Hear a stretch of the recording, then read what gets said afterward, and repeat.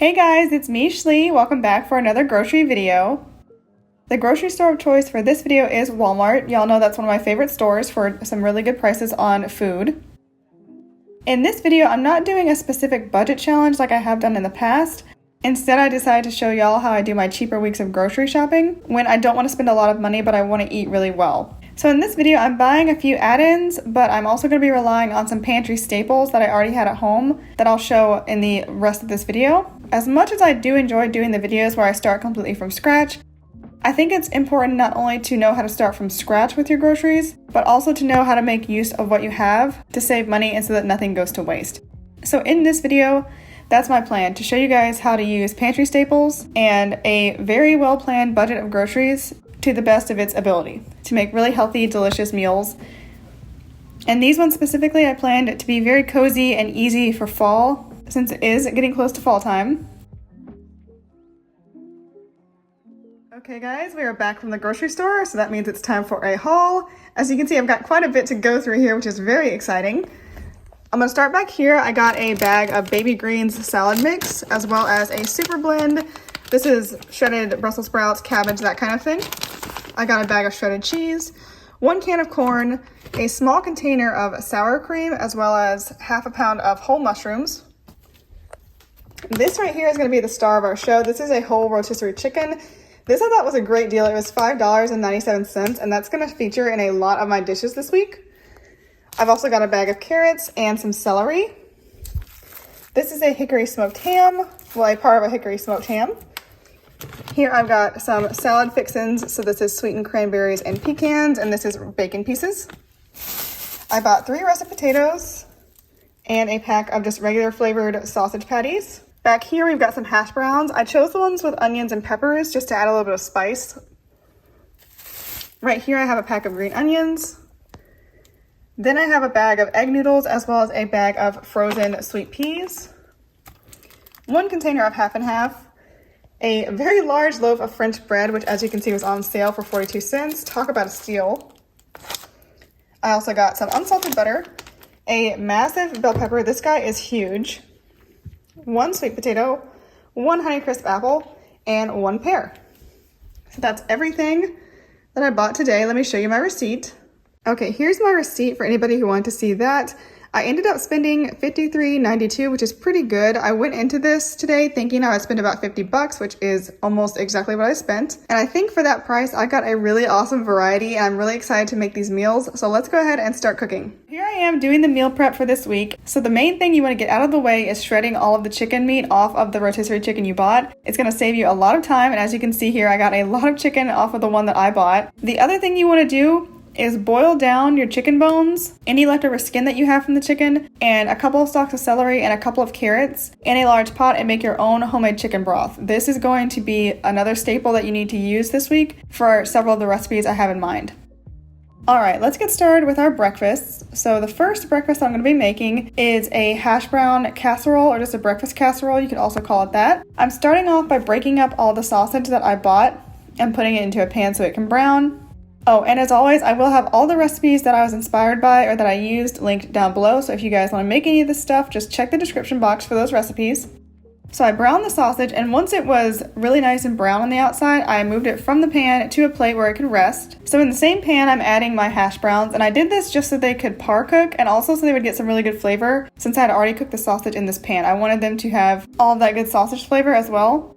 And this was pretty simple. I think I browned them for maybe 5 or 10 minutes, just until they were starting to develop a little color like you see here. And then once they were browned, I removed them from the skillet and I put them aside. Oh, I should mention, I did have to cook these potatoes in 2 batches because it was a very big batch of potatoes, but I only had the 1 pan that I was using. So if you have to do that as well, don't worry, just, do 2 batches. Now we're gonna start assembling our casserole. So in my dish here, I laid down a layer of potatoes first, and I'm topping that with about half of my sausage. And then over that, I'm sprinkling a very generous amount of the shredded cheese that we got from the store. And then I'm going in with more potatoes. And I'm going to cover this, as you can probably guess, with more sausage and more cheese. So we have a very nice layered breakfast casserole here. Then this went in the oven for about 10 or 15 minutes, I believe. And it came out looking like this, and it looks scrumptious, if I must say so myself. And as you can imagine, this is the perfect breakfast for fall. It's very comforting, very hearty, and it's nice and warm. This will definitely keep you full as well. It is not a small portion of breakfast at all. This made 4 portions, 4 very big portions, and this reheats very well, so you can make it all at once, and then the next few days for breakfast, you just need to scoop it onto a plate and heat it up really quickly, and you're ready to go. And this was so good. You got the savory sausage as well as the potatoes, and then the bell peppers and onions give it a nice little fresh, crisp type of taste, and they pair really well with the sausage. You could also top this with some ketchup or some hot sauce if you wanted to, or if you had that in your budget. But overall, this is a really good classic breakfast, and it's so simple and very budget friendly. The next breakfast, I decided to go with something sweet because the breakfast casserole was very savory. And I'll be honest, guys, I had to have Amber help me with this because, as y'all know, she's the baker, so I let her take the wheel on this one. Here she's just mixing up all of the dry ingredients for these muffins. And that's what we're making, by the way, apple and pear muffins. So she mixed up all the dry ingredients, and then she's adding in the wet ingredients, so the egg, vanilla extract, and then milk, and giving that all a good mix. I did help by chopping up the apple and the pear that we bought into pretty small slices. Once everything is mixed, your batter should look like this, and then all you have to do is fold in your fruit. And make sure this is well mixed because you want the fruit to be incorporated enough so that it is evenly distributed throughout all the muffins. You don't want any muffins with no fruit in them because it's going to be a little bit disappointing. Then you just got to scoop your batter into your prepared muffin trays, or muffin tin, I should say. These are also going to have a streusel topping, which is super easy. It's just cinnamon, brown sugar, and butter. So brown sugar, flour, and baking powder, those types of things, those were some of my staples for this week that I used to make these recipes. Again, those are, in my opinion, pretty basic ingredients that most people seem to have on hand. If you don't already have them, they can be purchased at a pretty reasonable price from just about any store. So this made 10 muffins, which is plenty, so you would have enough for several days of breakfast if you had 1 muffin a day. And then you could also take these for snack or have them for dessert if you wanted to. It's a nice fluffy muffin, it's so soft, and then you've got the fruit in there. And they're really complemented by the spices in the muffin and in the streusel as well. The streusel also gives a nice crunchy top, which is always appreciated. So I highly recommend these for another quick breakfast, and one that is definitely fall themed, and one, again, that's very easy. You won't have to bake every day, you can just grab a muffin and go. Moving on to lunches. Here's the only recipe that's a dedicated lunch, and I'll explain more about that later. It's a harvest salad bowl. So I'm adding in about 1/3 of the bag of salad mix I got from Walmart, along with some shredded cheese and then some of the candied pecans. I'm also going to top this with some bacon bits. Again, this is the never-ending bag of bacon bits, so I put on quite a few of these. Then I am putting in a few slices of pre-cooked sweet potato. I just baked this in the oven the night before, so it was ready to go. And I ended up having this salad 3 times, so I put about 1/3 of the sweet potato in this salad on this day. I was skeptical about sweet potato in a salad. I'd never had it before, but it turned out so good. The flavor paired really well with the other flavors, and the texture was actually very good.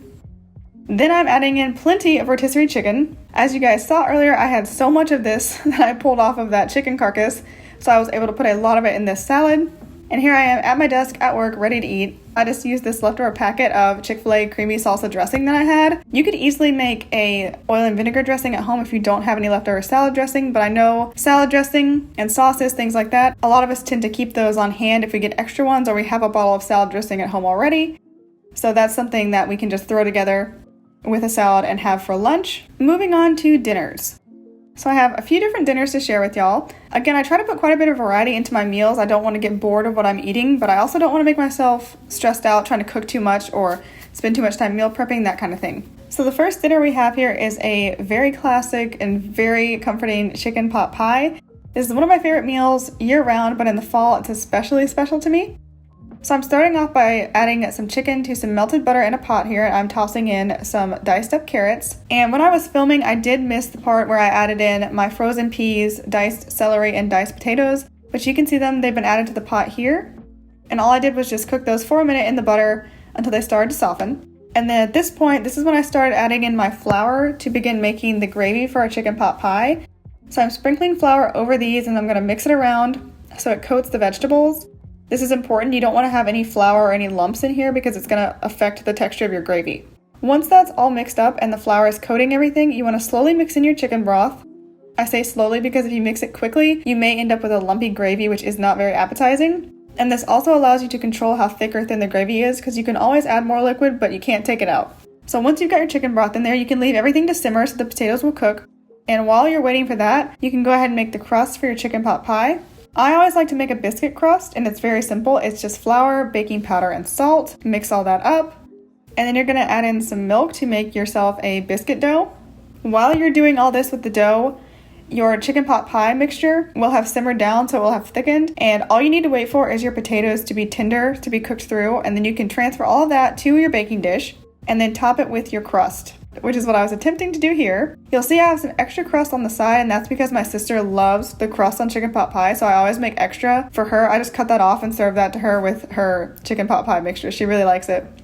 So here's how the chicken pot pie looks out of the oven. As you can see, it's nice and bubbly and golden brown. So you want to let it cool for a couple minutes if you can wait that long, and then you're ready to dig in. So you got the nice crispy layer of crust on the top, and then underneath it's nice and fluffy and biscuity and so good. I like to put my crust down first and then top it with the bubbly chicken gravy underneath. This is another great fall meal because again, it's really warm, it's simple, it makes great leftovers. Because this right here, this made 4 portions. So once you've made this, you have 4 days worth of dinners, or you can take it for lunch. You can mix it up however you want. Of course, I gotta do a taste test for y'all so you can see this because it was so delicious. There's an up close shot. You can see it's steaming and you've got the nice soft vegetables and the juicy chicken and the gravy. By the way, I only seasoned this with salt and pepper. If you had some sage or some poultry seasoning, you could throw that in as well, but there's no need to get fancy. Moving on to the next dish, we are going to make ourselves a chicken and corn chowder, which was a new recipe for me. So I'm starting off with some melted butter again, and I'm adding some diced celery, some onion, and some bell pepper. And I'm going to cook this just until everything starts to soften, about 5 minutes or so. And once it's reached that point, I'm adding in some flour, similar to the last recipe we did. I'm just sprinkling that in, and then I'm going to mix it up. Again, coat everything in the flour. You don't want any flour patches in here. And once again, we're going to start adding our homemade chicken broth. And here's where you can really see the texture of the chicken broth. It's very gelatinous and satisfying. Once you add it back to the pot and it heats up, it will turn into a liquid, so don't worry about that. And here I'm just mixing this again slowly so that no lumps form. And I'm also trying to get everything that's on the bottom of the pan to lift up. So I'm deglazing the pan. There's a shot of how this is looking now. It's really thick, it's too thick. But I kept adding broth until I got to this consistency, and then I added in my potatoes and let them simmer. Again, just until they were almost cooked through. Not all the way because this is going to keep cooking, but they were almost cooked through at this point. And you can see by the bubbles underneath the potatoes that I'm stabbing the thickness of this chowder. So it's thick, but it's not overly thickened yet because you're still going to be cooking it. So add more broth if you need to. Be mindful of how thick this is getting. Next up, I'm adding in our can of corn, as well as several handfuls of shredded chicken. This chicken, there was so much chicken, guys. You don't have to skimp if you buy one of these Walmart rotisserie chickens, okay? You will never want for chicken again, I promise you. So I filled this pot up, as you can see, and then I also added in part of my half and half. So this is gonna give the chowder a really nice, rich, creamy flavor. It's so good. I can remember how this tasted, and it was delicious. Right about here is also when I was thinking I probably should have used a bigger pot, but it was too late for that. And in true Schley fashion, I pressed on. So I carefully mixed everything up to avoid sloshing over the side of the pot. And here's how it was looking. Again, you've got a lot going on in here. This is going to be a very hearty meal. So I let everything simmer for another 10 or 15 minutes, just until the potatoes were fully cooked through and everything was heated up as well because the chicken and the corn were both cold. And again, I just seasoned this with salt and pepper. Poultry seasoning would again be really good here, but because I used homemade chicken broth for one, that had so much flavor to it. And the rotisserie chicken I bought was also seasoned. And now it's time for the taste test. So I'm ladling up a big bowl of this chowder. And again, as you can see, this made leftovers. I decided to serve this with a couple of slices of bread and some green onions on top. The bread turned out great for sopping up the extra gravy in the bowl. It was so delicious. And you could toast the bread if you wanted to, but I decided not to do that. As for how this tasted, it was so delicious. I know I keep describing these meals as hearty, but that's what they are. It's good, hearty, wholesome, comforting, warming, delicious food. And what more could you want? And here I go dipping some bread into that really delicious, I guess it's broth and not gravy in this case, but whatever it is, it was so good and so flavorful. Definitely recommend this meal if you've never had a chicken corn chowder. You're gonna love this one, I promise.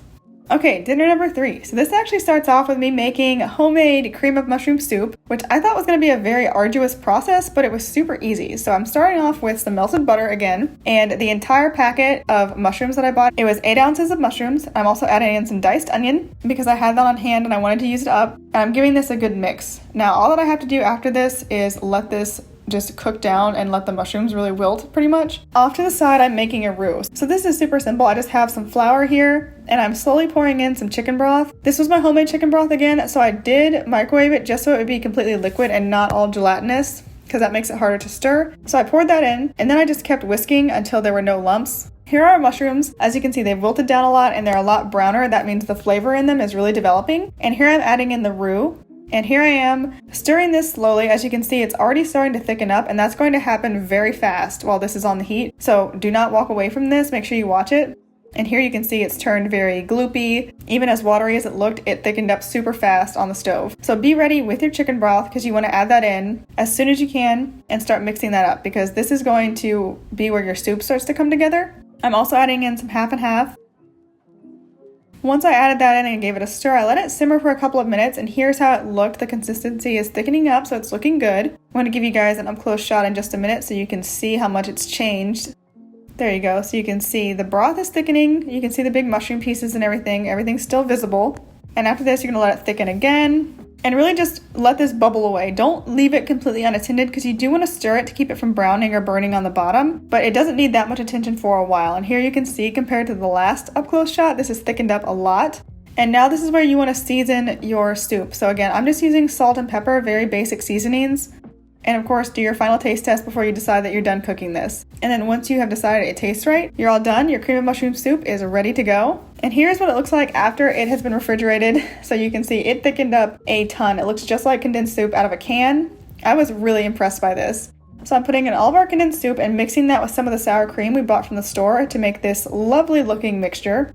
Oh, I didn't even mention what we're making. So the condensed mushroom soup was so that we can make chicken noodle casserole. It's one of my favorite meals. It is so delicious. So to the cream of mushroom soup and the sour cream, you're going to add a ton of cooked egg noodles. And I did undercook these just slightly so they don't get too mushy in the oven. We're going to bake this. I'm also topping this with more of the never-ending shredded chicken and some of the frozen peas. Now, again, I used a pan that was too small, but I am once again pressing forward. I'm not going to give up. You want to mix this really well. Make sure everything is coated in that condensed soup and sour cream mixture because that's what's going to keep this nice and moist and give it a lot of flavor. And again, you want to season this whole mixture because the only seasoning so far is in the condensed soup and in the chicken. So I'm going heavy on the salt and pepper here. You won't believe how much flavor the condensed soup has since it's got all those mushrooms and the onion in it as well as the homemade chicken broth. It is so flavorful and delicious. It makes all the difference in the world. Once you mix all that up, it is ready to go in the oven. It's that simple. And here it is, all done, delicious and browned and bubbly and wonderful. I'm serious, y'all. I love this meal. I would eat it probably 2 or 3 times a week if I could. It is just so delicious. And for fall, there's nothing better than a nice warm casserole on a cold day. And again, you've got leftovers for days here. And here's the all-important taste test. And this is just so good. I could talk about it forever, but I don't think anybody in the world loves chicken noodle casserole as much as I do. So I'll keep my words to myself. But again, if you have not had this, guys, I highly recommend it. All right, up next, we have a very exciting recipe. Again, this was new to me. We're gonna be making a ham and potato soup, starting off with some butter, along with some carrots, onion, and celery. So I just browned those, and once again, I'm sprinkling these with flour. And to the floured vegetables, I'm once again adding chicken broth in my method that I like to use, adding it slowly and then stirring it in to make sure there's no lumps. And once again, this is going to be the base of our soups. So this is going to be what helps the soup thicken in the long run, in the end. So once I had gotten this to a good consistency with the flour and everything, absorbing part of the liquid and making a nice roux, I added in a pretty good amount of chicken broth all at once, and I let it start to thicken up and coat the vegetables. Then I added what was left of my homemade chicken broth. That was the end of it. Some diced potatoes. And this is going to make the body of our soup. Once these are softened and cooked through, we're actually going to mash them into the soup. And that's going to give it a lot of body and also help to thicken it up and make it seem more hearty, almost like a chowder. So after about 15 minutes, once the potatoes were soft, I went in with my potato masher and I squashed them up. And here's what we come to then. So you can see the little bits of potato in there. You can see the texture of the soup and how it's changed. It's a lot thicker now. And here I'm coming in with some more half and half. Now I'm adding in what looks like an obscene amount of ham. You guys remember that ham I bought? I only needed it for a few different meals throughout the week, so I could use pretty much as I wanted in this recipe. This pot is now loaded with ham, which is good because again, it makes for a very hearty meal. So I just stirred this around because the ham is already cooked. So I'm really only wanting the soup to thicken up a little bit more. And once I was happy with the consistency, I went in for a taste test. You can probably guess, but I seasoned this with salt and pepper. Again, I did not want to be too extravagant this week. I'm trying to keep in mind what people can afford and what a lot of people have on hand. And I know people who don't cook as much as I do not have tons of spices. And you don't need tons of spices to make delicious food, I promise you. Okay, here we go, another taste test. And this, let me just say, This blew me out of the water. It was so good. And I want to thank Germs MRE for inspiring me to make homemade ham and potato soup because I'd actually never had it until he introduced me to it. I decided to also serve this with some bread. For the soup itself, it was so savory. It had so much flavor from the homemade chicken broth and then from the half and half as well. Even though the taste was gonna I thought I would kick it up a notch with some Tabasco from one of my MRE bottles. And once I had that on there, I went in for a taste. The Tabasco does kick it up a notch. So if you have Tabasco at home or you can afford that, or get some Sriracha or just some Texas Pete or Frank's Red Hot, throw that in as well because that does make a big difference and it's really tasty. But even on its own, this soup with the bread was a winner. I cannot stress enough, this was so good. Here's the last thing we'll be making this week. It's actually not a dinner, it's a side, but I wanted to put it in at the end to show you guys it can be flexible. So to some melted butter, you're gonna add a few bits of diced ham, and you're gonna cook this up until the ham is pretty brown. As you can see here, you got some nice crispy bits, and that is all flavor, so don't be afraid of your crispy bits, okay? Now we're gonna add in some of our super blend that we got from Walmart. I didn't forget about this, it's just saving it for last. Again, I added about a third of this bag to this amount of ham. And all I'm going to do is stir this around and let it cook down until the Brussels sprouts are soft, because everything else cooks pretty fast, but the Brussels sprouts take a little bit longer. And then what I did was I just served this as a side. And you could do this with whatever meal you want to. So serve it as a side with your chicken pie, or serve it as a side with one of your soups or the chowder. It's really up to you because the flavors here are not too strong. They're not going to clash with anything. And this was just delicious. You have the ham, which gives such good flavor to the vegetables. It paired really well. And I did not overcook the vegetables, so they still had some nice crunch and they were crisp and they tasted so fresh. I did season this with salt and pepper in case anybody was curious. And that's it. That was my last recipe for this grocery video. As always, thank you guys so much for watching. I hope you enjoyed and I will see you in the next one. Bye guys!